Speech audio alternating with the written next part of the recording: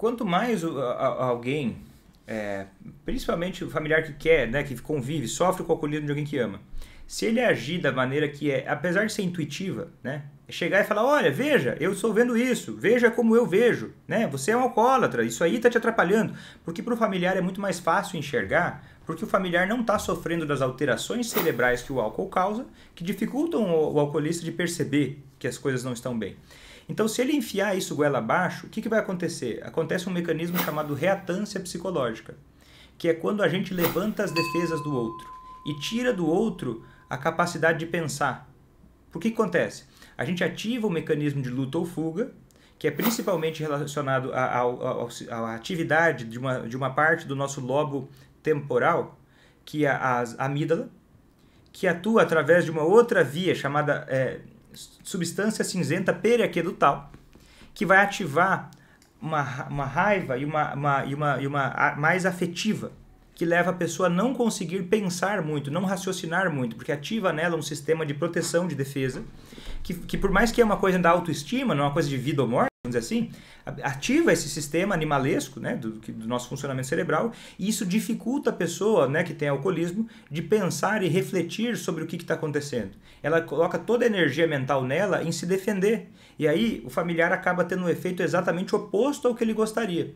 Né? Ele vai lá, tenta fazer o outro admitir que é um alcoólatra, e o que ele vai colher com isso é justamente o oposto. O outro vai criar um sequestro amidaliano, quer dizer o quê? Que a parte do medo e da luta ou fuga vão ofuscar a capacidade do alcoolista de refletir, e aí ele vai passar a defender mais um lado que é totalmente sem noção, que é justamente aquele que o familiar gostaria de atacar.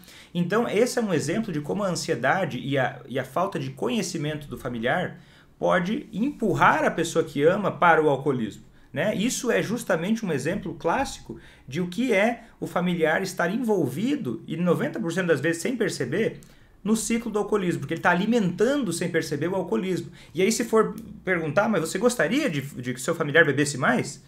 A pessoa diria, não, jamais, é o oposto que eu quero. Só que por falta de conhecimento, e às vezes por ansiedade, ou talvez até como eu era no começo, por arrogância, né, por insegurança e arrogância, às vezes a gente acaba atrapalhando um processo que a gente quer que muito, precisa muito que aconteça, né?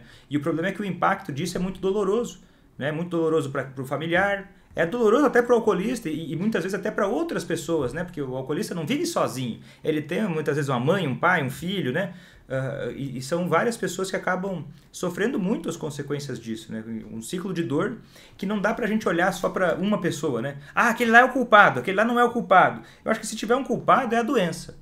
Né? Se é que tem um culpado, é uma coisa da natureza, vamos dizer assim, do jeito que as coisas são, mas eu acho que não é a questão de alguém ser culpado, mas é que existem ações e reações, e cada um tem um papel e que pode ajudar muito ou atrapalhar muito. Né? Esse é um exemplo de atrapalhar.